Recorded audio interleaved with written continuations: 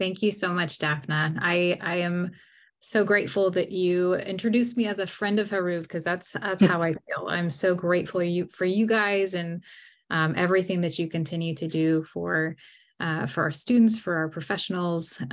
It's just such a wonderful partnership, and I'm grateful.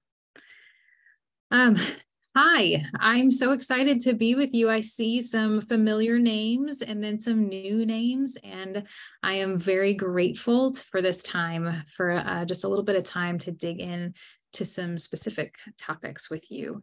I will go ahead and share my screen and we'll get started. So we are going to dig in a bit at the beginning today about adoption competent mental health. I'll explain to you what it is, why it's critical, and why it is related to both adoption and foster care. And then we're also going to talk about ambiguous grief, how it is experienced in foster care and adoption. And then at the end, I'm going to share some strategies and techniques that I have found to be very helpful in helping children process grief and loss in foster care and adoption. That ambiguity is hard to grasp. So I'm going to share some specific tools. All right, so first, I just want to dig into the history, and so I can give you some understanding of how adoption competent mental health came to be. It's really born out of the research that we have done with adoptive parents asking, and adoptees, adult adoptees, talking about what are some of the most helpful things in post-adoption after legal finalization? And then also, what are some of the biggest needs, the gaps and needs that they find in those years after that adoption is finalized? And really consistently in the past, you can see the dates on these citations, goes all the way back to 2007. But I will say it's still today, the research that I'm doing in Oklahoma with our families in post-adoption, we are still hearing that one of their greatest needs is working with providers who understand, who really get it, who are able to fully understand all the different concepts and how they weave together the complexities and unique characteristics of the lifetime process of our kiddos who have grown up in foster care and adoption. So adoption competency, after we recognize the need, and not only is it research that has recognized it, but now really it's a national understanding and process that we're undergoing to understand what it means to have professionals, mental health professionals, as well as child welfare professionals, really understand all these unique characteristics. So a group of really smart people came together and have gone through the steps to define adoption competent mental health. And so really what happens here in what you're seeing in front of you is the 18 categories, the 18 competency areas that have been identified as really, really critical areas of knowledge when understanding this entire framework. So it's 18 different pieces to the pie here. How I think it's best to think about it is it's taking all of those areas and having them being so well versed and so in depth in knowing them and living them and processing them, that it's a part of the lens that you use every time you're working with a child in foster care, as well as a child in adoption. So let me bridge the gap here between the terminology of adoption competent with foster care. As this group was really digging in to start defining what are the pieces that need to be known really, really well, and then there's federal initiatives to try and bolster this understanding and build some training for our mental health providers. What happened was they started realizing that as they were going more in depth in all of these things, it really was very appropriate training and knowledge, not just for adoptive families, but for our families who are foster families and foster children. And the reason why is because a lot of these concepts are very appropriate and necessary in the concept and understanding when a child is living in the home with a caregiver or provider who is not their birth parent. So included in that, it's adoption, it's guardianship, any type of kinship placement, or even non-formal kinship, and then foster parenting. So it's any situation, and this is an appropriate lens. So I'm gonna do a little application here to help it sink in just a little bit more.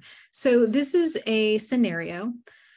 Sam is 12 years old, and he is getting ready. He's been in foster care for several years, and he's getting ready for his adoption to be finalized. It's coming up in 1 week. He's been, well, you can see here, he's been in state custody since he was 4 years old and has lived in 13 different homes, including 2 previous adoptive homes that were never finalized. So he was in a couple homes with the hope and the belief that he was going to be adopted, and then that fell through. So you've got layers of loss. Sam's adoptive parents, the ones that are getting ready to adopt him, said that he's become increasingly distant and angry over the past week or so, saying that he is not sure that this adoption is the best idea. In fact, he's even saying, "I don't want you to adopt me." Sam's parents are getting anxious and said they are feeling hurt by his statements, taking them as deep rejection of them and their home. They said that they already see him as their son and are willing to do what it takes to get past this, but it really is hurting them to hear him question if their family is where he wants to be.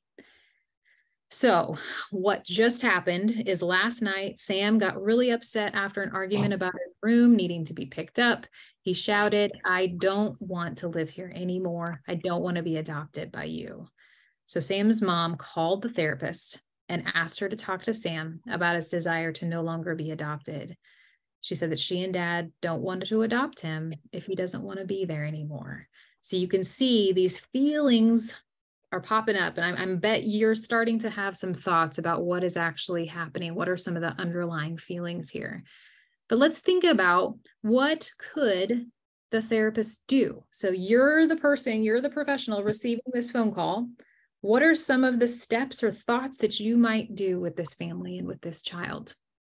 So some potential ideas that I've heard throughout the years. 1, support Sam's statements to his parents as self-determination, because he's 12 years old and we want to elevate, and it's a very important thing to listen to the voice of the children. Second idea, tell parents that Sam is old enough to make his own decisions and they can't change his mind. So again, it's kind of underlying and supporting Sam's voice as a child and self-determination. Another, help him go through a list of pros and cons to being adopted. So going through with this adoption, a pretty go-to type process whenever you're trying to make hard decisions in life. Another idea, convince him that adoption is the best thing. This is one that I hear from some professionals who have this deep desire for Sam to not be lost back in the system, but are like, no, this is the best thing for him. This would be the best. We've got to convince him. And then the last idea, call Sam's worker for him and help him move his stuff out, which does seem to go a little bit farther. But if you're in that mindset of, I'm going to support the child's voice and self-determination, then let's get this going. Obviously, all of these have, maybe not the last one, but all of these have some effort, some really good information and good thought and good heart behind this desire to elevate the voice of the child, listen to what they're saying, help them make good decisions. And even we believe that adoption and having permanent connections is better in the long run. So there's thought process underneath every single one of these possible ideas. But I'm thinking, I mean, maybe some of you out there are like, I would do one of these, but I'm going to suggest that there are some other options. So let's think.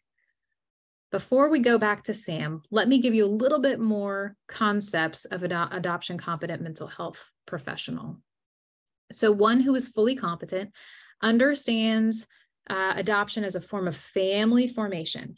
So it's looking at the whole family system, not just the child and not just the parent. So it's the entire system, the dynamics that are going on. If you think about Sam and what's going on in the context of his whole life, and then what's going on in the family, and how is that working all together? Clinical issues that are associated with separation and loss, that ambiguous loss, we're going to spend a lot of time digging into that today, and attachment. So what are the impacts of these two things in Sam's situation? If you think about his history, all the losses that he's experienced, all the potential adoptive placements that he's experienced and then lost, and then attachment. How is attachment impacting how parents are feeling when they hear him say, I don't want you. I don't want to be adopted by you.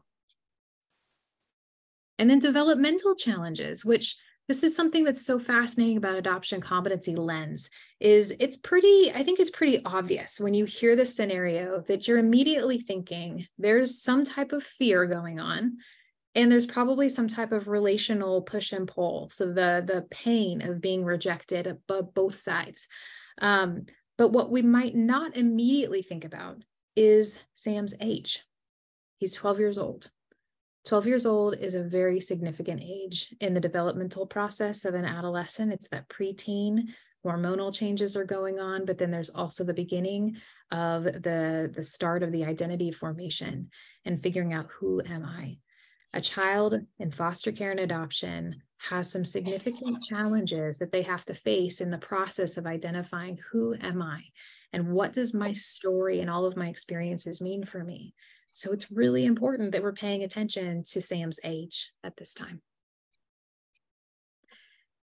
Also, an adoption competent professional has specific thought process and concepts in their mind at all times, but then there's also specific skills, activities, techniques, strategies to engage in some of these really unique areas that are specific to adoption and foster care. Other pieces here is the cultural competence and humility with respect to the racial and cultural heritage of our kids in foster care and adoption. So this is really obvious and very critical within our transracial homes, foster homes and adoptive homes, where the child is of a different race than the parents and the caregivers, because there is a process of trying to understand, especially when you get into adolescence, of who am I? You look at those around you in your family, those who are the closest to you, to reflect off of, who am I? Am I similar to them in this? Am I different in this way? And sometimes that gets incredibly complex and frustrating for our kids who maybe don't feel like they have that ability to reflect, because they're different. They look different. They have different color skin, different experiences. And then if you also think about Sam in particular to this, we don't know, at least from the scenario, we don't know all of the different experiences that he has had in 13 different foster homes, 2 potential adoptive homes, and his first family, his biological family.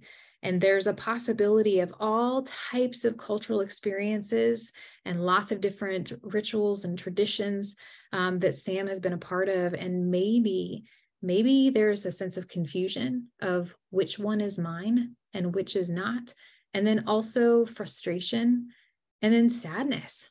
So there's this layer of trying to understand, what does this mean for Sam, that he has had all of these different experiences living in all these different homes, and now it's leading up to this moment. How could that be playing a part into what he is feeling and expressing right now? So again, going back to that, an adoption competent professional has specific skills and strategies.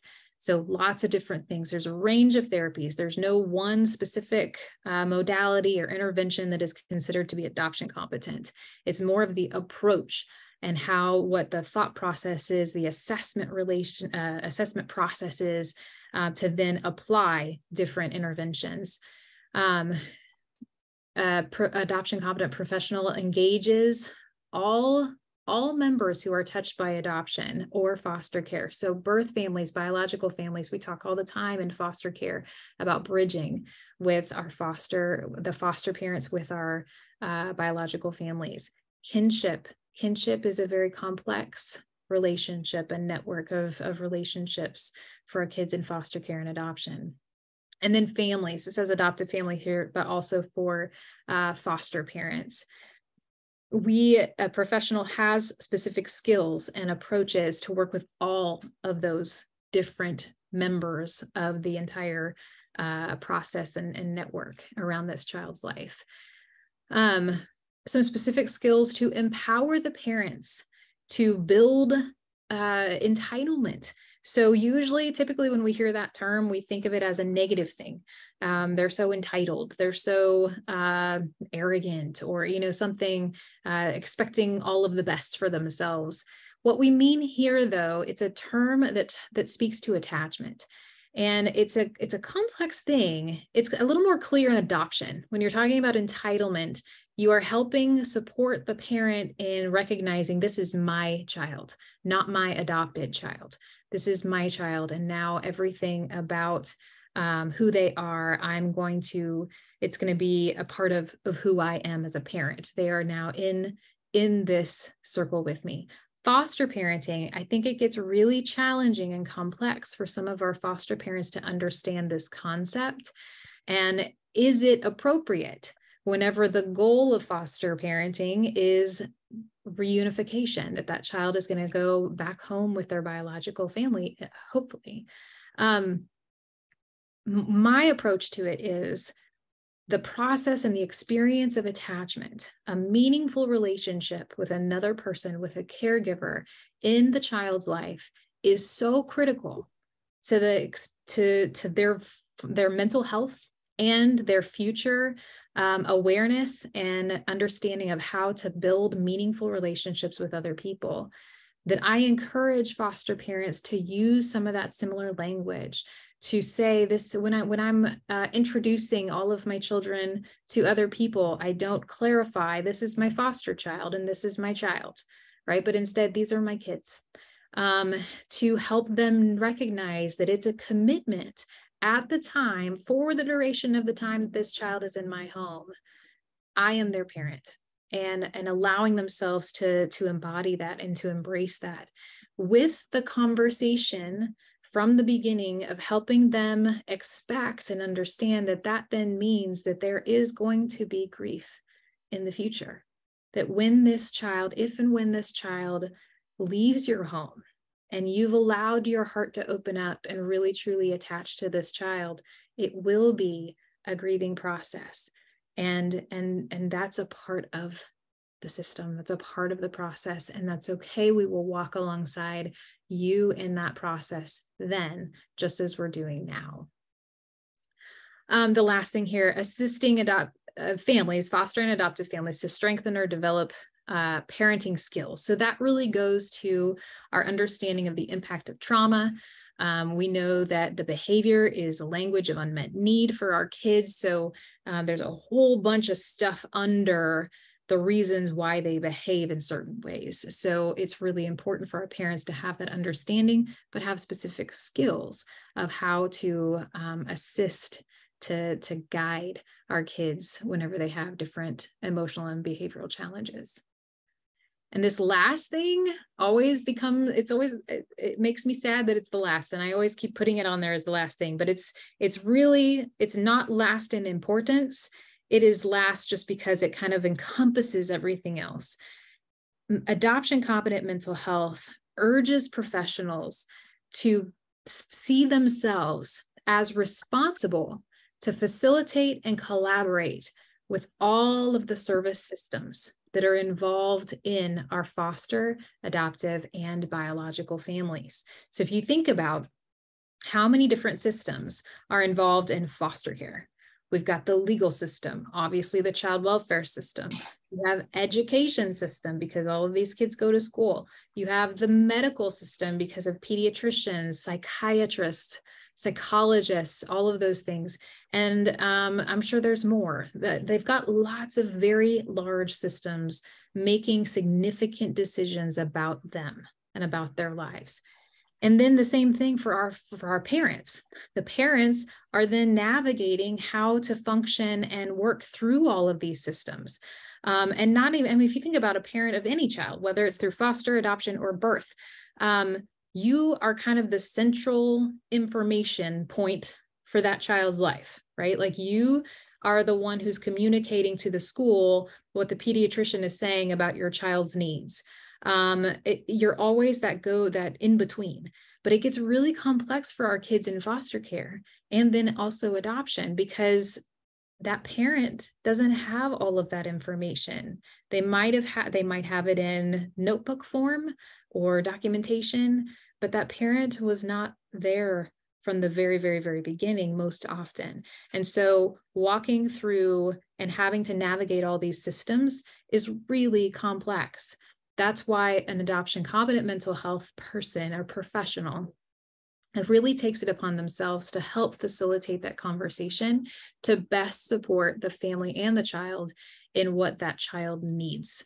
So it's not working in the silos, which is what we so often do in our systems, but being able to build networks, make relationships, know each other, understand each other's language, understand the processes that happen in each of the systems, so that then we can join with our families and help them navigate. So going back to Sam, some of those pieces to the pie, those 18 different ones, the ones that jump out to me that we've already kind of touched on here is age and development, because Sam is 12 years old.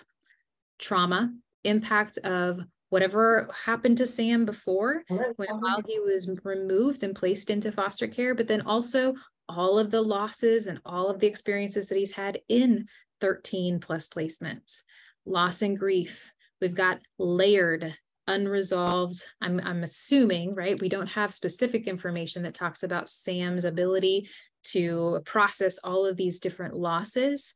But most of the time, we'll talk about this more in when we dig into grief and loss, but most of the time, those losses are just kind of layered upon, and we don't have all of the strategies to help recognize and give permission to process those. So they just get built up inside. And then also fear of changing identity and roles. Legal finalization of an adoption is huge. It is a very significant step. And everyone in the whole family system experiences the impact of how legal finalization of an adoption is going to change everything. So fear. And then also the potential for parents' unresolved losses. They're feeling that pain of rejection. And we don't yet know, based off of this scenario, if there's anything underlying that for them. Are there other unrecognized or unresolved losses that they're coming to this relationship with that this is triggering and this might be challenging? So some ideas of what the therapist should do would be to really focus on loss, the trauma that comes with all of these losses, loss of biological family, adoption disruptions, but also all of those foster families and foster placements that were lost. Discuss the pressure of finalization and what it means for a child to be officially adopted directly with Sam himself. So often we talk to adults over the heads of kids about them and about their brains and about their experiences and feelings. And we don't always sit down and just say, hey, you know what? I think it would make a lot of sense to me that you would be feeling really scared right now. And then just see how the conversation goes from there. Help parents understand the feelings and behaviors Sam is showing now, and discuss specific ways, strategies that they can use in moving forward without pressuring Sam, because we do want to protect the voice of the child. We do want to continue to hear. So we don't want to just say, you don't know what you're saying. You don't know what you're saying. You don't know what you're feeling. This is the best thing for you. We want to let them know that their voice is heard, while also moving directly and immediately into disrupting this adoption. Describing what grief and loss is in foster care and adoption, and work through specific strategies like what we're going to talk about at the end of today to process these losses for the child and for parents. Most important for parents is to help them find a safe place to process their own feelings. Why does it hurt them so bad? As it should, because that's the nature of relationship and attachment, right? But dig in a little bit, help them to be able to have a place to vent some of their feelings, and then come around to how can I best support my child in walking through what this is going to feel like. So ultimately, you're considering the underlying behavior, what's underlying the behavior. So all the different feelings, we've got multiple things here, right? You're providing some psychoeducation to parents about loss and grief, about the impact of trauma, psychoeducation to Sam himself about, hey, you know, this would make sense. And then allowing, just giving space. In this situation, if you remember, the finalization, the court hearing is just a week after this, so it's coming up real fast. I would encourage collaborating with the system and advocating for this child to say, hey, is it possible for us to move that court date back? Give us some space, give him some time to talk about this, to feel it, to allow himself to lean into it a little bit. So real quick, before we shift into our in-depth discussion about grief and loss in foster care and adoption, there's this very short video about a training that I told you there was this national effort. There's multiple efforts. One of them was creating this online free web-based training for anybody who's interested in going in depth about adoption competent mental health. So I'm going to let you listen to this real quick video, and I'll show you some links to trainings that are available in Oklahoma to go deeper, and then we'll dig into grief and loss. Hello, I'm Debbie Riley, CEO of the Center for Adoption Support and Education CASE. I'd like to welcome you to a very important initiative, the National Adoption Competency Mental Health Training Initiative, NTI. This 5-year federal grant, funded through the Children's Bureau, Administration on Children and Families, Department of Health and Human Services, is intended to improve the well-being outcomes for children and youth moving to adoption and guardianship, as well as providing support and appropriate therapeutic interventions to ensure stable and secure post-permanency experiences for children and families from all adoption experiences. The research and practice supports that while there was a need for adoption competent services, there was a dearth of specialized trained mental health providers to meet this growing need. The feedback from families was really clear. They wanted adoption competent mental health services from practitioners that truly understood the nuances of what it means to grow up in foster care and orphanages, the impact of traumatic beginnings, the impact of separation from one's family and culture of origin, transracial and transcultural challenges, the importance of their adoption stories, how to manage the profound loss and grief, and the complexities of one's identity formation. They also wanted mental health professionals to give them the tools to parent children successfully, to understand that adoptive parenting is very different than biological parenting, and most importantly, not to be blamed for things that they were not responsible for. Through this innovative training, child welfare professionals and mental health practitioners in all states, tribes, and territories will now have access to standardized, web-based, evidence-informed training. By providing you with a specialized lens in adoption competency, we believe you will be more effective in addressing the mental health needs of children and families experiencing adoption or guardianship, enhancing your skills in clinical assessments, treatment planning, and evidence-informed interventions. The NTI training embraces the work of so many experts in the field who have dedicated their careers to better understanding how we could improve the outcomes of children whose lives have been impacted by the experiences of out-of-home care and adoption. If you're a seasoned therapist, this training will heighten and broaden your knowledge and skills, adding a new layer of expertise to your practice. And for those of you who are newer to clinical practice, I'm really confident that this training will provide you with an innovative toolkit of skills and strategies to build your practice with this population. For the past 20 years, CASE has had the honor of building an array of adoption-competent mental health services, responding to an unmet need voiced by foster and adoptive families across our country. As a clinician myself, I've seen the overwhelming positive outcomes when this knowledge is infused into clinical practice. My hope is that all of us together can build the capacity to meet the growing needs of the families we serve, and ultimately improve the outcomes for the children we all so desperately care about. Thank you so very much. Okay, so the two trainings that we have available here is the first one is NTI. Again, it's free, it's web-based, self-paced.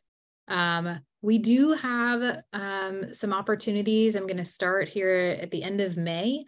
I'm going to start a virtual coaching for anyone across our state across the Oklahoma state who is interested. In fact, I wouldn't mind if anybody outside of Oklahoma joined us as well. It's all available across the US. And so getting on there and going through the modules together, meeting once a month to be able to process and talk about applying that material to actual work.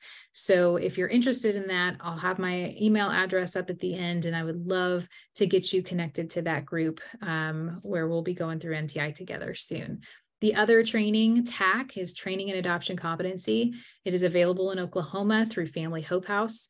It's more in-depth training, and you receive a certification at completion. So you can kind of think of NTI as an overview, gives you all the information, and then TAC is that deeper in. You're doing case consultation and you're meeting in person. So if you're interested in any of those, there's your links, but also please feel free to just reach out to me and I'll get you connected. All right, so real quick, I'm going to take a minute and just pause and see if we have any questions or thoughts about adoption competent mental health before we now turn to loss and grief in foster care and adoption. I do see a question in the chat. Amanda, are these both no cost? NTI is no cost. The TAC training does cost. So there is a cost to doing the in-person training. Good question. Any other questions? Okay. Now let's shift, and we're going to go in depth, focus in on loss and grief in specific. One of the first things I want to talk about is loss is really central. It's at the heart of foster care, adoption, and guardianship.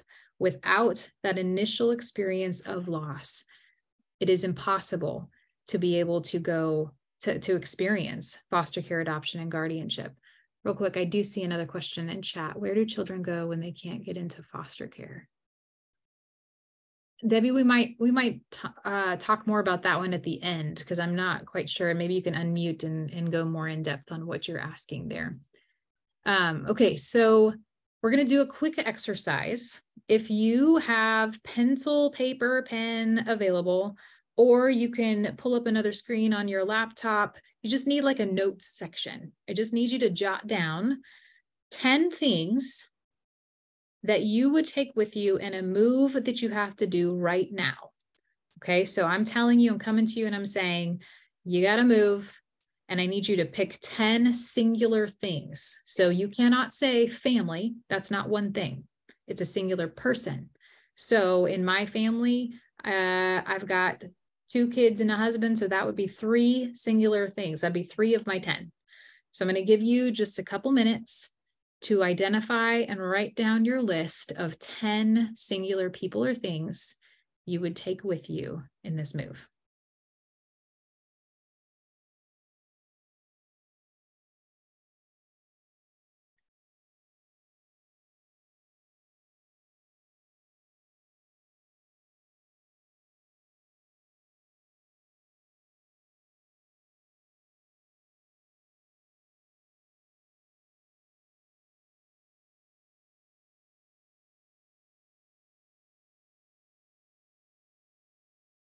I'm going to give you about 30 more seconds.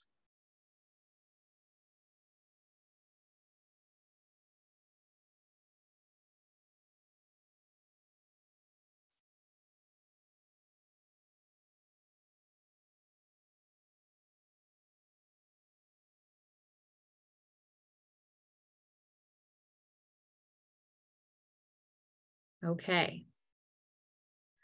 So now that you have your 10, I have some bad news for you. It's smaller than we expected. A smaller van, moving van. So I actually need you to only pick 5 of the 10. So now I need you to look at your list and you need to identify 5 that you're going to leave and 5 that you're going to take. So you can only take 5, singular, people, or things. So cross out 5. I'll give you just a minute.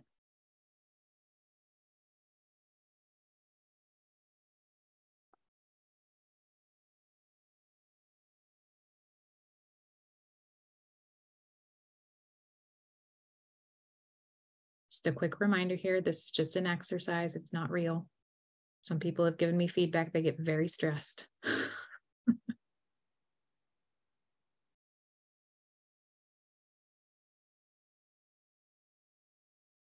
Okay. Hopefully you've identified your 5 now. Unfortunately, we have to make another adjustment because we have even less room. So now I need you to cross out 3 of your 5, and we're only taking 2. So pick your top 2 that you're going to take with you in this move.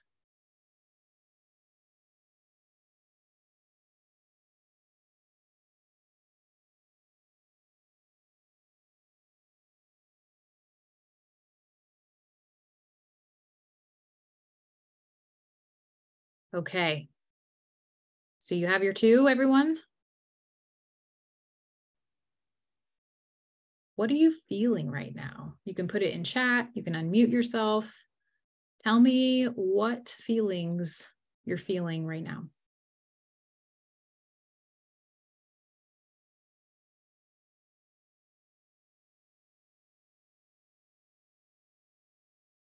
I'm feeling very frustrated and somewhat angry that all the family and animals I love can't go. Yes, frustrated, angry. I see guilty, a sense of extreme guilt in the chat, sadness, loss, instability, paralyzed. Yeah, very stressed, dysregulated. Yes, I hear you all. What did you give up first? In that first round, when we went from 10, well, actually, even writing your 10, how did you make some of the decisions to give up some of your list first? I had 8 family members that live with me and depend on me right now. And I removed the 4 that have the least health problems and are able to work to some extent, and would take the more dependent ones on me with me with 2 of the dogs. But when we got down to 2, I had no idea what to do. I hear you, Karen. I totally do. But yes, I hear that a lot of I had to make the decision based off of their ability to take care of themselves versus who needs me. That's good. Amanda put in the chat, things. I gave up things first before people or relationships. Barbara says pets. So animals, although they are so important to us, but yeah, Amanda, giving up pets. Yeah, Grace, non-living things and 1 dog. Okay. So the next question, what was the hardest person or thing to give up? What was the hardest one to mark off your list? Your dog. Yes, Melanie. Cat.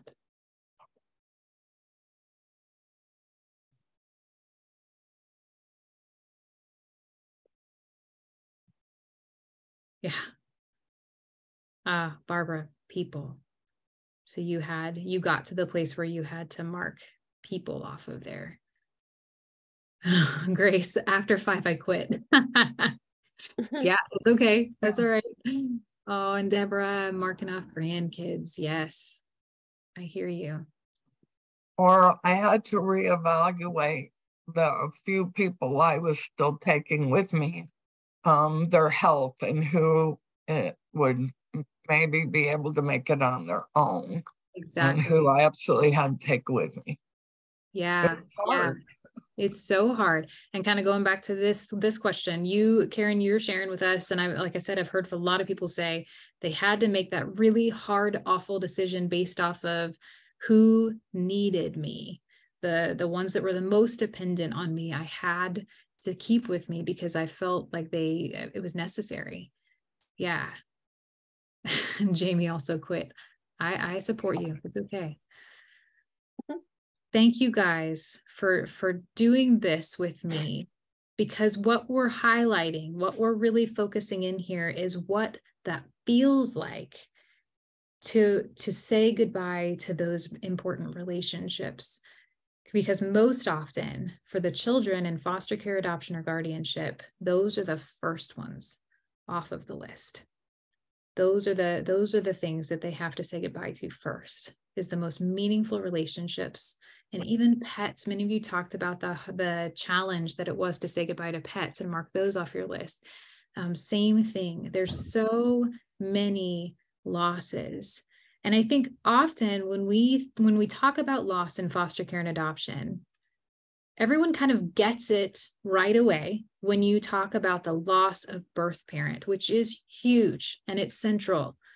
But we don't always talk about all the other losses, the loss of pets, the loss of friends, the loss of teachers, the loss of place, losing your place, your space. How many of you are attached to your bed? I love traveling, but I miss my bed. And I get really excited when I get home and I get to climb into my bed in my room with my sounds, my lights. You know, there is place attachment. And whenever we lose that place, even whenever, if I say childhood home to you, most of you probably have immediate feelings and maybe even smells and pictures that come up into your mind. We have attachment we develop attachment to the places that mean a lot to us. And that is what a lot of our kids in foster care and adoption have lost. And yeah, Renee, the children have no choice. So it's really not it's not because of their behavior. It's not because of their choices. It's something that is happening to them at every level. Other losses that we have embedded within foster care and adoption, biological parents. So we think we've been focusing on the child's experience of that, but if you think about how biological parents experience that removal process, that is a deep, even if it is because of their choices and their behavior, that doesn't take away the reality that experience is deep pain and deep, forever memorable experience. Foster parents, we alluded to this earlier with foster and adoptive parents. We don't know what are some of the potential unresolved losses that they're coming to the table. Sometimes it's wrapped up in why are they stepping into this place? Why are they fostering? Why are they adopting? Some of the motivations that we know of is the desire to grow their family, and they're not able to in other ways, potential infertility, things like that. But also,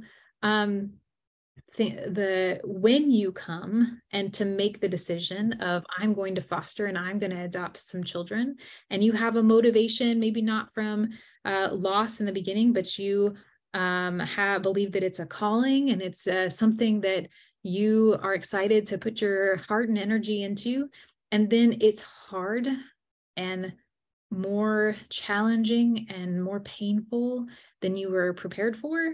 That is a loss of hopes and dreams and expectations. Kinship parents, even more complex experiences of loss, because you've got all of those things that we talked about, changes, transitions, but then also I might be grandma who is now mom. So I've lost my previous role. I've lost my understanding of myself as grandmother because now I am mom. But also what then does that mean about my relationship with my daughter or my child whose child I've just adopted? How does our relationship navigate that change and that process? Are there going to be loyalty issues across family members? Like it gets pretty complex for some of our kinship parents. And then another one that we haven't even really mentioned yet is siblings. So I know in Oklahoma, there's a very strong desire and hope and wish and push to keep siblings together because of the research that shows us that that's been the most beneficial in the long run for our kids, is keeping siblings together. But I got to tell you, sometimes it's impossible, right? Sometimes there are 7 children in a home, and there's not foster homes that have 7 beds available. So workers are forced to do the best thing they can and keep as many together as possible, but place them in different homes, maybe even transitionally, temporarily, until they can find a home where all of them can be together.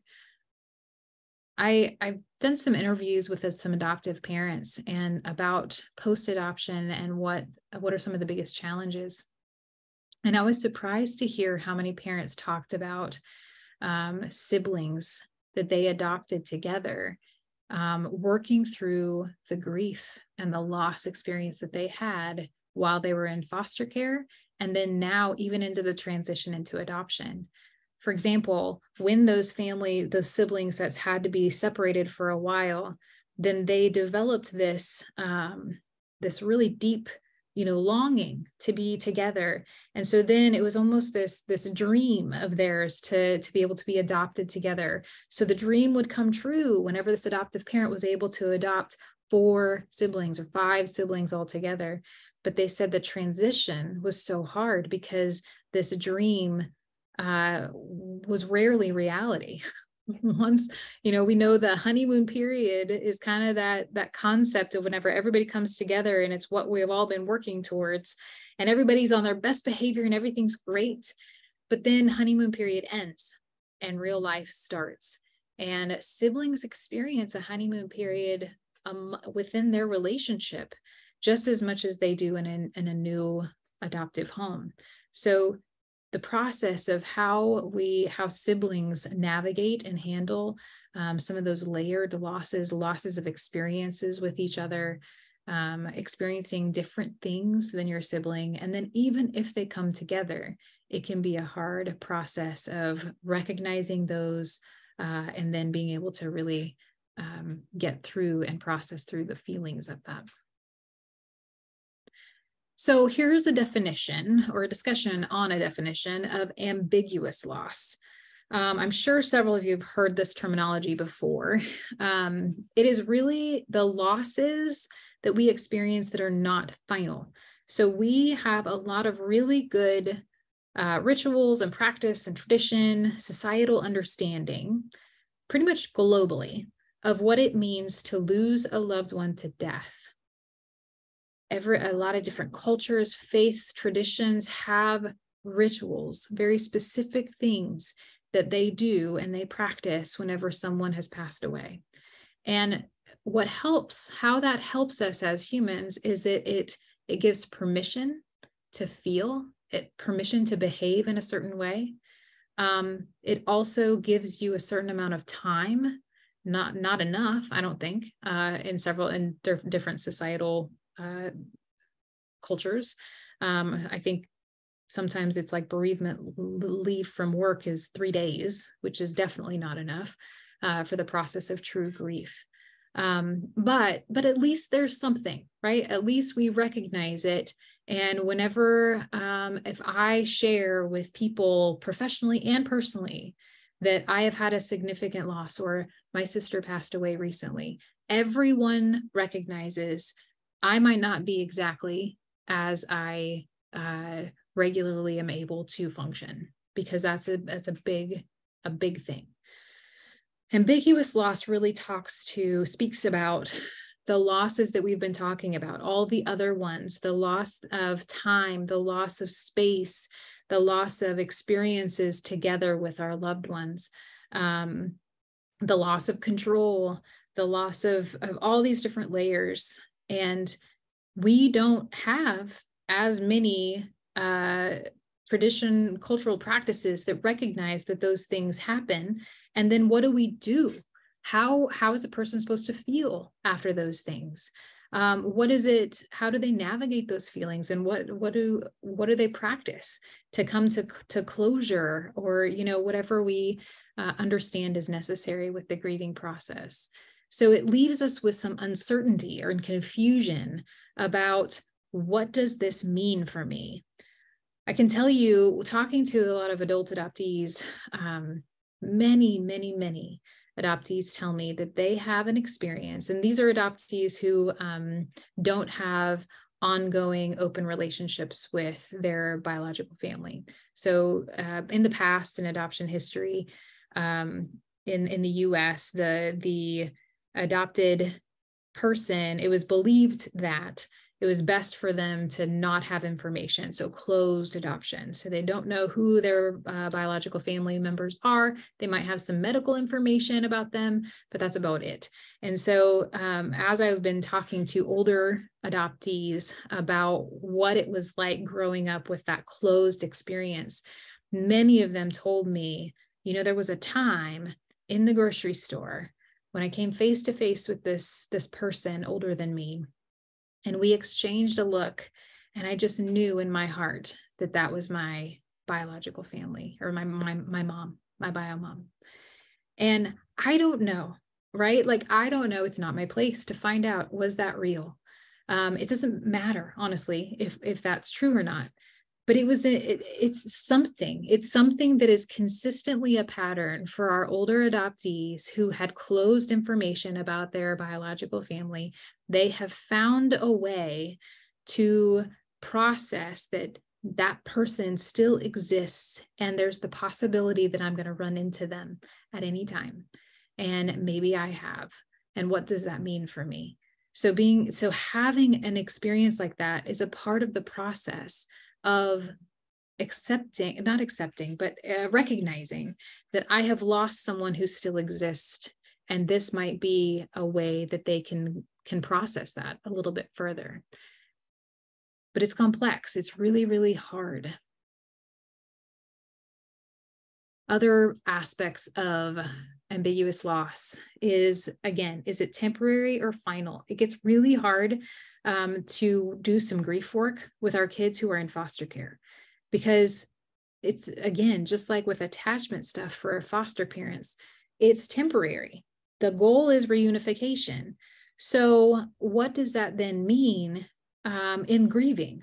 I think my suggestion and my approach to it has been that instead of processing the loss of that person or that relationship, it's a loss of time experienced with that person.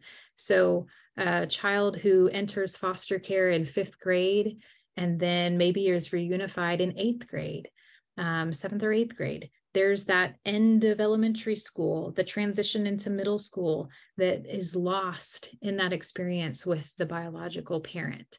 So being able to identify and go into the weeds a little bit more about what losses are being experienced in this situation. But it makes it, again, very complex. Another aspect of losses in foster care and adoption is not fully understanding all of it because of the limited knowledge that we have. The child has lived it. So the child often has more information than maybe anyone else in their world at that time knows. But a lot of times they've lived it whenever their brain was still very small. They were very little. And so we know that as the brain develops and matures, it takes a while for you to be able to have recallable memory. So if you try to think of the earliest memory that you have in your life, I'm trying to think of mine. It's really, really hazy, really foggy. And I have just glimpses of little pictures is where, and I really don't know how old I was, but I know because I was in this certain house, and I remember that my parents said we moved from that house when I was 3.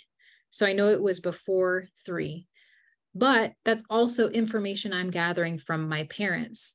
And our kids don't always have those connections available to have that conversation and say, hey, my memory, I see this thing in my memory. Where was that? What was that? So not being able to reconnect because you don't have those people still available to ask those questions and put some of those memories together. So it can be really hard for a child to process and sometimes it's just a feeling, right? Like it's just this general sense of something. I've heard some adoptees describe it as this just a feeling of lost, or that I don't belong anywhere. I can't connect to anyone or anything. I just feel like I'm kind of floating on my own. And it's really a description of feeling this lack of ability to grasp all the pieces that ground you back to who I am, what is my story. And we don't always have all of those to be able to provide for our kids. When a child has been, like Sam, going way back to Sam, 13 different foster homes, a lot of times, not by even malicious intent or this negative, process, or not even necessarily mistakes of caseworkers, but just the reality of that's a lot of transitions for this young man. And that's a lot of potential different workers, right? And all these different things are happening. All these different players are involved. And sometimes things just get dropped in the transition, maybe with worker turnover. Maybe he's had 3 or 4 different workers throughout his 13 different placements, and maybe not all the specific details of what happened in those first 2 years were translated to the next worker. So there's many different ways that information about the history of a child's life can get lost and dropped along the way. And that makes it even harder to process them. Kind of mentioned this already, but the lack of clear and socially accepted rituals defining this type of loss in these specific situations, and then how to support children and families, not just children, but also all the adults involved as well. And then the lack of recognition, like I was mentioning earlier, and validation that child's loss involves more than just that initial loss, but it's pervasive. There is many layers that a child going into foster care and being adopted has lost along the way. So I don't love this graphic because I don't love the use of the word stages when we're talking about grieving, but I do think it's important, and I like how it's set up in a circle. Because if you remember from any study or class or lesson on loss and grief, these are the identified and accepted general sense feelings that you have when you are grieving. So denial, anger, bargaining, depression, and then acceptance. And some people kind of push back on acceptance and more of just like I am living into my future, living into the new normal. Bargaining is something that's really interesting. I think we have a pretty good understanding of what depression is, that overwhelming, pervasive sadness. It's not just being sad, but it's living sad. It's kind of overwhelming you. Anger, huge. All of gosh, I'm trying to think. I don't know if there hasn't been a case that I've been called into to staff and consult with child welfare workers that hasn't involved expressions of anger from a child's perspective, right? Like that's your big externalized behavior, is when anger is coming out, and it's big, and it leads to aggressiveness and violence maybe. But anger is a part of grief. It's not just this big nasty feeling that explodes. It's a part of the process. It's what you feel whenever you've lost something. It's a part of being human. So it's important. It's a really critical piece of understanding the grieving. But bargaining is interesting, I think, specifically in foster care. So if you remember in the grieving process for when someone has been lost to death, bargaining is kind of that thought process, the mindset where you start thinking, God, if I just start living this way, if I start going to church, then please bring that person back. Anything where we're trying to figure out what we can do, what we can put on the table to bring back the person that we've lost or the experience that we're losing. Bargaining in foster care is interesting because it's a little more concrete in that experience because it's transitional, but it gets more complex to understand. So a child who might be experiencing that phase of bargaining or those feelings of bargaining in foster care, if I just behave in this way, then I'll be able to go home to my parents again. But is that realistic? No, because it wasn't because of the child's behavior in the first place. So it creates this possible thought process in the mind of the child that puts a whole lot of power back into their behavior, but the outcomes are not based on their behavior. So it gets really confusing whenever outcomes don't match what they feel like they've been working towards in this bargaining process. In adoption, same thing, kind of that honeymoon period we talked about. If I just behave this way, then these parents will not give up on me. Or flip the coin and say, if I push hard enough, then these parents will give up on me. And that way I won't experience the pain of being rejected again. I get to reject first. So it gets pretty messy and gets pretty complicated, but bargaining, I think, is kind of a root within that. Again, it's a part of what we feel as humans when we've experienced loss. So to overlay on top of here is some of the things that are specific to the grieving process and what these feelings look like for our kids in foster care and adoption. Hope remains is kind of that where acceptance or closure or finding peace is kind of at the beginning. And as they are experiencing these losses, they have these feelings, but there's not that recognition or that permission to recognize it as loss. So it really gets kind of stuck and you can't really, you feel the feelings because feelings are involuntary, but to process the feelings gets stunted. So you can't really process it. It's just kind of sitting with it and being in it, sometimes pushing it back and trying to deny, like denial. And then because of that, building new attachments, building new relationships feels impossible because you're so busy holding on to all of what I just lost. And I don't even know what it is because it's so complex and ambiguous. So there's so much. And then I can't put any energy or very little energy into the process of connecting and attaching to foster family because I need that in my developmental growth to have some secure relationship, or an adoptive family that I really need to build a relationship with because they now have adopted me and this is my forever family. So then what we look at next is misdiagnosis and inappropriate treatment. If you think about those feelings, bargaining, anger, especially, and depression, those all, you've got those externalized behaviors of violence, aggression, defiance, attacking, destroying property, destroying things. A lot of that's the explosion of anger.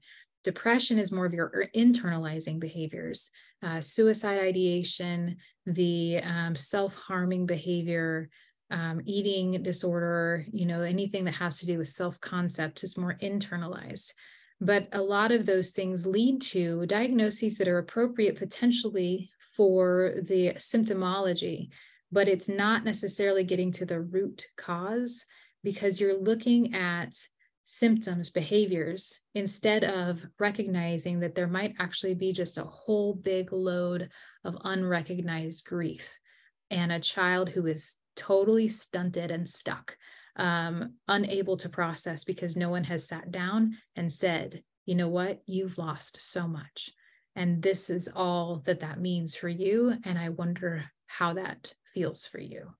I'm not saying it's always indefinite, but I do think that it's a really important question in our mental health treatment of our kids in foster care and adoption, is how much of what we're seeing is put as some diagnoses: reactive attachment disorder, conduct disorder, oppositional defiant disorder, right? Like there's a laundry list of diagnoses that I know many of our kids end up having. And again, some of those might be very true to the symptomology and criteria within the DSM, but then what are we doing? A lot of times what we do is we have to stabilize, and a stabilizer is medication. I'm not anti-medication. I'm not against it. I think it is really important and helpful as a tool. But I also think that sometimes whenever things are transitional and moving fast and we're putting fires out and we've got 13 placement that this kids have gone through, then we rely on medication instead of the work that needs to go along with it to help process, help recognize some of these things and help process through and really get to the root cause of what these behaviors are showing us. So then ultimately our treatments are not fully working. And so symptoms worsen and the whole loop starts over again. So you can think about this with Sam every time he goes to a new potential adoptive home, which initially you also know that he experienced it with the hope and the belief of reunification at the beginning. And that was lost. So initial removal, loss of potential reunification, adoptive family 1, adoptive family 2, and now we have adoptive family 3. So all of this continues to happen. And especially if it's not processed, then it's just layer upon layer upon layer upon layer. And that gets really, really hard. So some of the specific symptoms, we've already mentioned some of this, but I'll quickly run through: difficulty making decisions, can't focus, anxiety and depression, difficulty with experiencing transitions, which happens every single day for our kids, right? Going to school, well, first getting up out of bed, going to school, coming back from school, all the transitions that happen from classes, change, those kind of transitions, and those changes can be really hard when, again, all of your energy and emotional capacity is trying to handle all of this load of feelings that you've got because of all these losses that you haven't yet been able to process. Coping with any additional loss. I mean, it's kind of like if you think about in social media, I'm sure you guys have seen these memes and things that have gone through of pictures or videos of people taking, recording their 2- and 3-year-olds' reaction to something like, my child is screaming and crying because I wouldn't let them eat the frog, you know, something crazy that everyone's like, oh man. But it's a similar kind of feeling. If you think about what's happening in a 2- and 3-year-old little body and a little brain, things are big. They're working on lots of things all at the same time. And additional things that make it harder, and they experience some type of feeling of disappointment or sadness, it explodes to a degree that is kind of funny. Well, unfortunately, it's a similar experience whenever we are carrying a whole bunch of stuff and we're really, our brain and our body are still trying to process all this stuff, the layered, and then something else big and painful comes, and I have this initial feeling, then I can't handle it. The reaction is much bigger than what people would typically expect. And so that's when we have our explosive kids and some of those big reactions and the complete shutdown and things like that don't make sense to us as adults. But really it's because they're carrying everything else at the same time.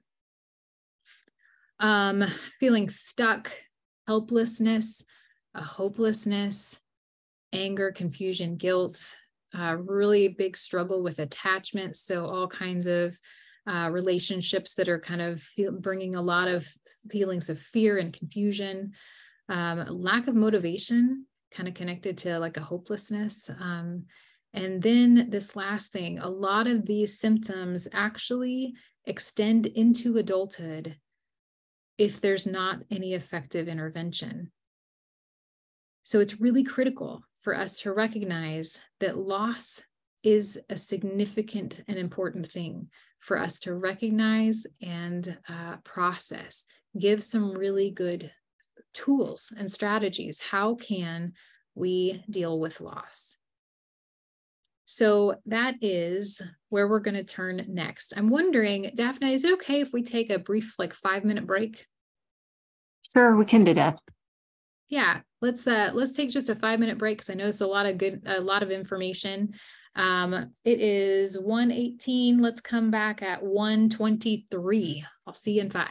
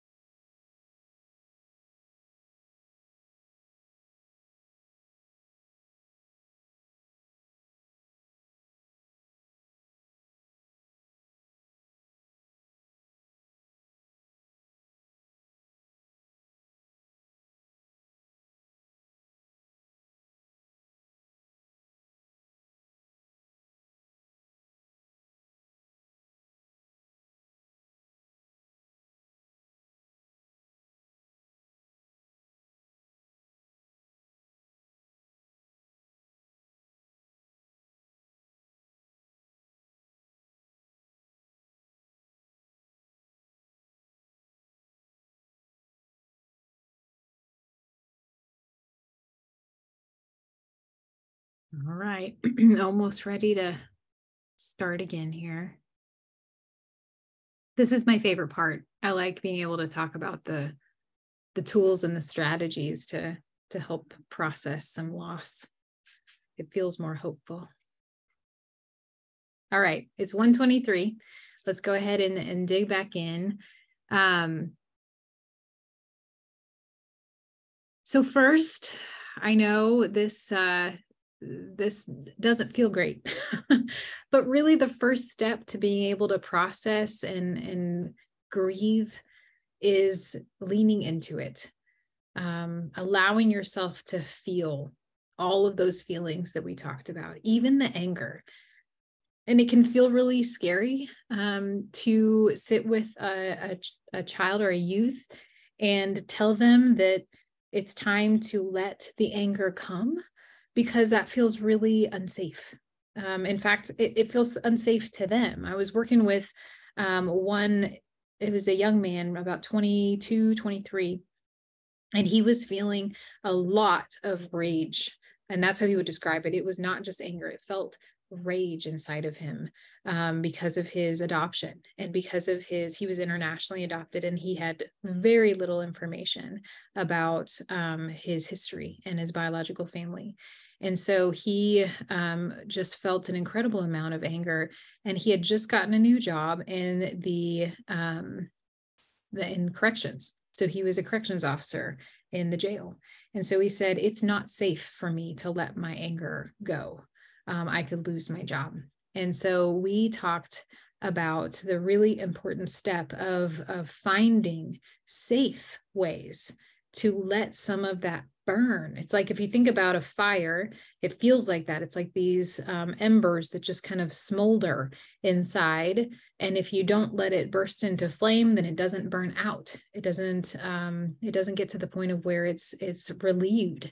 And so we did a lot of work trying to help him figure out really safe ways to, when he felt that anger starting to smolder, that he would provide himself that opportunity to get some of that out in a safe way. A lot of it for him was going to the gym and boxing. Not necessarily with another person, because he didn't want it to be where it got too out of control with another person, but with the bag, and just being able to get some of it out that way. I've heard lots of people talk about those businesses now where you can go in to this room and smash things like plates and, just kind of destroy things. The smash room, I think, is what I've heard one be called. Things like that, where it can get some of it out. Well, there was another internationally adopted kiddo that I was working with that also felt some of that rage, and she would, her parents started putting a bunch of newspapers and magazines and anything paper into this big bucket. And whenever she felt then she had this feeling come up in her, then she could go to that bucket and she could just rip it to pieces and throw it around the room and just make a mess with it. And it was okay, because it was safe and it was allowed. The important piece to that is to then do something with it, not to just express the anger and then, don't process it and talk about it. But when you express it, whenever he would go to the gym and need to get a little bit of it out, then he would come home and he would write about what he was thinking, what was in his mind, what was in his thoughts as he was doing that in the process. So it's a two-part journey of expressing, kind of leaning in, letting it out in a safe environment, safe way, and then processing it and talking about what that brings, what feelings and what thoughts come from that. So this is a quick video. If you have not yet seen the movie Inside Out, you are missing out, and you definitely need to spend some time watching the movie itself. It has many, many wonderful concepts, but this clip has some clips from Inside Out, and it has a person speaking over it about some of these concepts with really a core of loss and grief.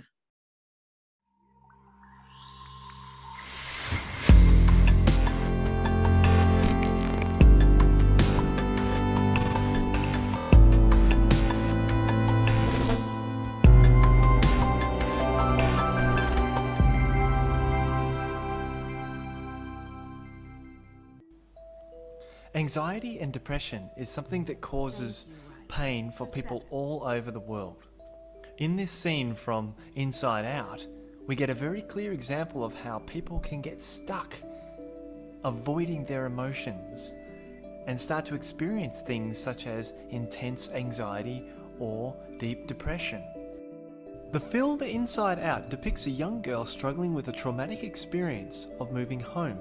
This movie very accurately describes why people get anxious in this world and why we need to be allowed to be upset and uncomfortable even in public sometimes. In a scene from Inside Out, Riley has a situation where she is called on to talk about her life. She feels okay remembering her old feelings until she reaches the point where she realizes that her happy life that she knows of is gone. In that moment, she needs to embrace sadness to help cleanse that moment, but instead, because of happiness struggling with sadness, she gets caught in place where those feelings remain unresolved. We used to play tag and stuff. Cool Kids whispering at 3 o'clock. No. Did you see that? Look! Oh, no. They're judging us! Somebody help me!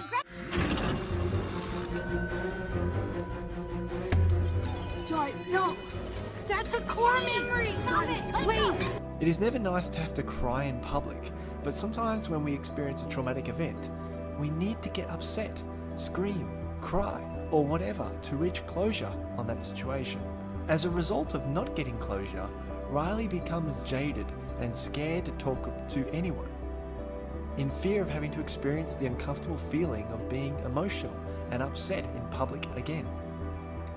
Therefore, many people who suffer from anxiety, and particularly social anxiety, find themselves in this kind of trap, trying to avoid those feelings again and again, and so they get anxious.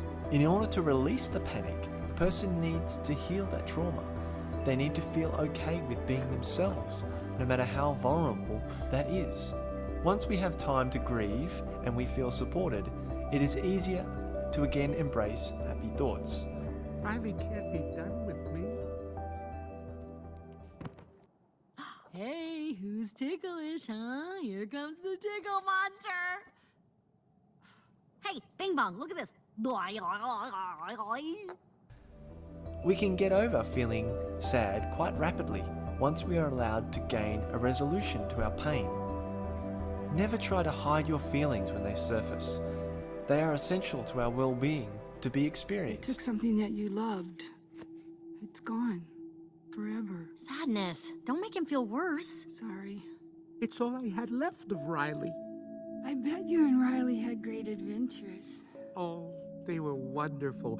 Once we flew back in time, we had breakfast twice that day. Sadness. It sounds amazing. I bet Riley liked it. Oh, she did. We were best friends. Yeah, it's sad.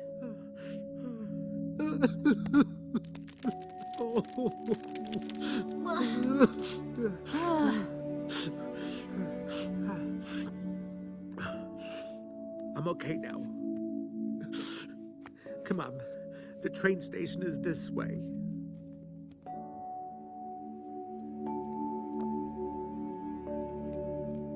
How did you do that? I don't know. Wait, you gotta fix this. Get up there. Sadness. It's up to you. Me? Sadness? Sadness? I can't, Joy. Yes, you can. Riley needs you. Joy finally recognizes that sadness cannot be avoided. Sadness is an essential part of the healing process. Once Joy realizes this, she allows sadness to affect the core memories so that finally Riley can let out her emotions and in doing so start to rebuild who she is and how she feels about things.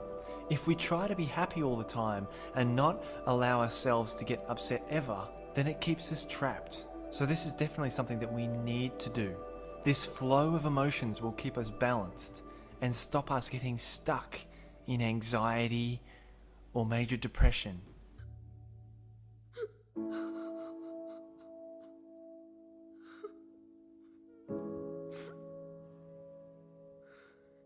You are a naturally happy and good person to be around.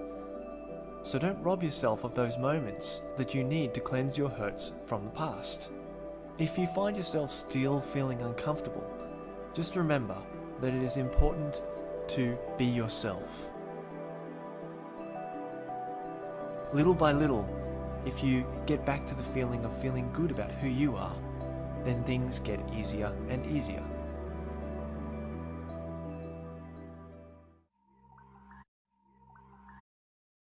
I love, I've seen that video so many times, but I feel like it is just so perfect for this conversation.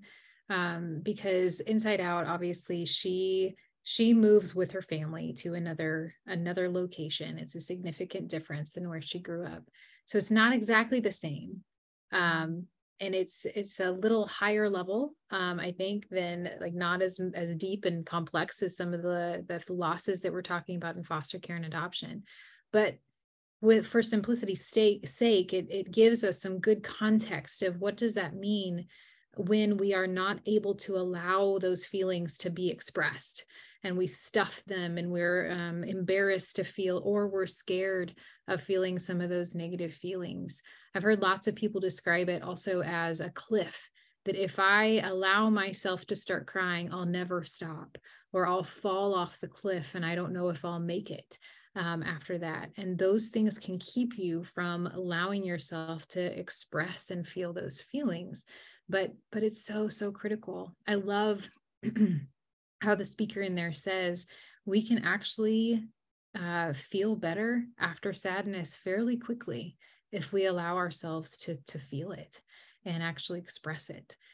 So digging into ways that we can then apply that and help kids start the process of identifying the feelings and then expressing their feelings. Sometimes we have to help encourage. I just read a book with a wonderful group of students not long ago, 20 Things Adopted Kids Wish Adoptive Parents Knew. And one of my favorite chapters in there is where the author, who is an adopted person and an adoptive parent, explains, I, as a child, need you to initiate the conversations with me. Children don't always know where they need to go next. So this list is really helping parents and helping adults and professionals in the child's life have an idea of how to start initiating those conversations and helping the child explore the feelings and start expressing them. So helping them face the reality of what has happened, not avoiding, not being so scared of unearthing negative feelings that we don't talk about their history and ask questions about how are they feeling. I wonder if you're sad right now. It would make sense to me if you feel sad.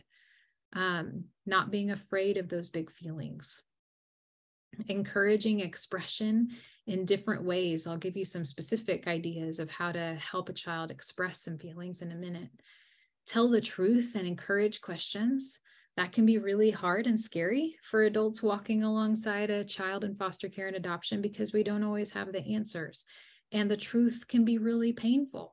So we initially have the reaction that we don't want to answer those questions and we don't want to give the child the truth about their story because we feel like we're afraid it's going to make it worse. But in reality, that's what the child needs to be able to really process through. Why? This big old question of why is also a scary question because why is always the one that gets to the heart of the feelings. Why did this happen to me?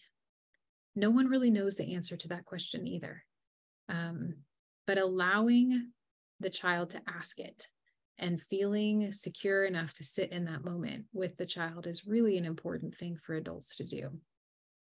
Spending time with the child sounds really simple, but in reality, if you've got a kiddo who has been dealing with a lot of anger, a lot of depression and anxiety because of all of this stuff that they're holding and carrying, then they're not always the funnest person for other children to hang out with. Other adults might not even enjoy hanging out with them. So it's actually really important for those who are aware and know and have some inkling of what this child might be carrying, purposefully say, I really like spending time with you. I want to go on a walk. Let's go on a walk together. Doing some things really specifically to say, I enjoy being with you, because a lot of times they're getting the messages from other people right now that they are not enjoyable and they're not a person that others want to be around. And again, just encouraging information about the past, however we can help put some of those pieces to the puzzle together. Okay, so some specific activities to do. This first one I love. It's called a lost box, and it is, it can be like a shoe box. It can be any size box that you want. This is a really good activity for kids, adolescents, and adults.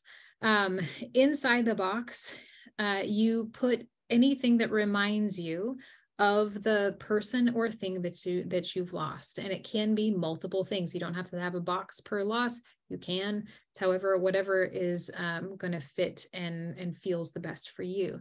But you put the things that remind you and kind of bring up those feelings into the box. And you keep it in a safe place. You can decorate the outside of it. And then that box is available to the child at any time to pull out. And I've read lots of grief books that say it's really actually important for you to define a time, a grief hour, when you're in the throes of grief, deep grief. You've got to schedule the time to actually allow yourself to feel the feelings, because otherwise sometimes they either take over, or you get so distracted and keep yourself so busy that all of a sudden something happens and it just slaps you in the face. So on a regular basis, allowing yourself those times to feel the feelings and process and express those feelings is a really helpful thing. But the good thing about the box is that they have the lid. The child has the lid to then be able to say, okay, I need to put a lid on the box again, and I'm going to put that back on the shelf or under my bed in my safe place, because I need to now go to work like that young adult going to work at the jail. He needed to be able to put a lid on it and put it aside for the next time. So Lost Box is a really, really powerful tool. Something that you can put inside of a Lost Box is a good goodbye letter.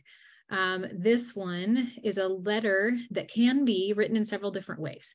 It can either be a letter from a foster parent to the child when the child is transitioning from their home to wherever they're going.